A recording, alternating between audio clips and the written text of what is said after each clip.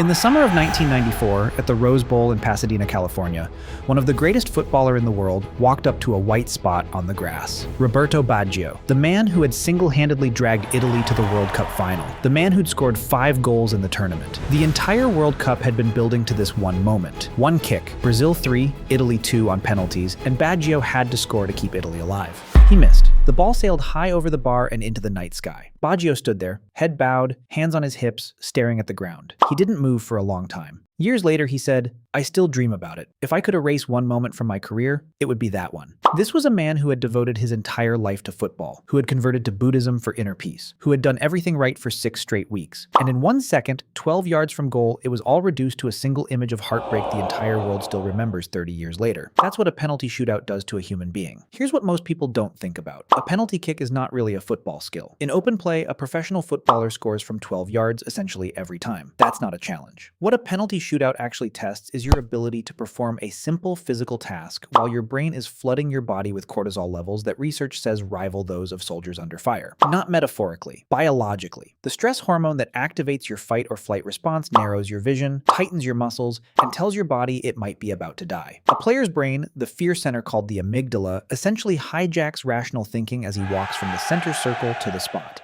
Techniques that were automatic for 20 years suddenly require conscious thought. And the moment you start thinking about how to do something you've done 10,000 times, you stop being able to do it. Scientists call it paralysis by analysis. The brain reverts to a novice-like state, except you're not a novice. You're a World Cup footballer, in front of 1 billion people, with an entire country watching. The first time the world saw this at a World Cup was June 8, 1982. West Germany versus France. France led 3-1 in extra time. West Germany clawed it back to 3-3. Then, for the first time in history, 11 men had to walk up one by one and decide it from the spot. West Germany won 5-4. That night introduced the world to what this format could do. Every shootout since has been measured against it. But no nation has felt that weight more than England. They have lost penalty shootouts at major tournaments so many times that an entire generation of fans grew up simply expecting to lose them. The 1990 semifinal against West Germany in Turin. Stuart Pearce on his knees, Chris Waddle's kick ballooning into the stand. The 1998 round of 16 against Argentina.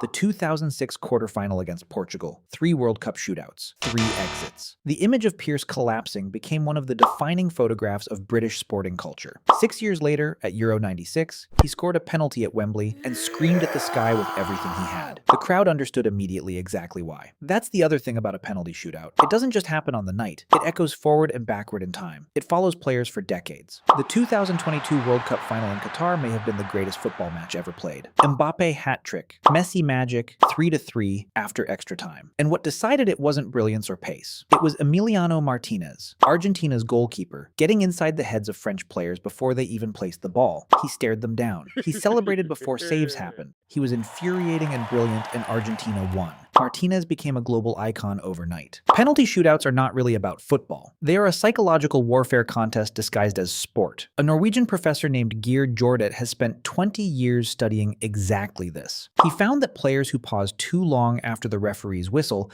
miss significantly more often. He found that teams whose body language collapses after an early miss are far more likely to lose the entire shootout because stress is contagious. One player's fear spreads through the group like a virus, and when the moment before shooting is balanced, neither too rushed nor too hesitant, the goal scoring rate approaches 80%. But under real shootout pressure, that balance is nearly impossible to maintain. Germany understood all of this long before the science caught up. They have never lost a World Cup penalty shootout in history. Not once. 1982 against France, 1986 against Mexico, 1990 against England, 2006 against Argentina. They built a culture around calm, around routine, around refusing to let a penalty become anything more than a technical exercise. Football fans call it German efficiency. What it actually is the ability to walk into the most pressure-filled moment in sport and behave like it's a Tuesday training session. Everyone else's careers are defined by not being able to do that. Now here is why this matters more than ever. The 2026 FIFA World Cup, spread across the United States, Mexico, and Canada, is the largest in the tournament's history. 48 teams, a brand new round of 32,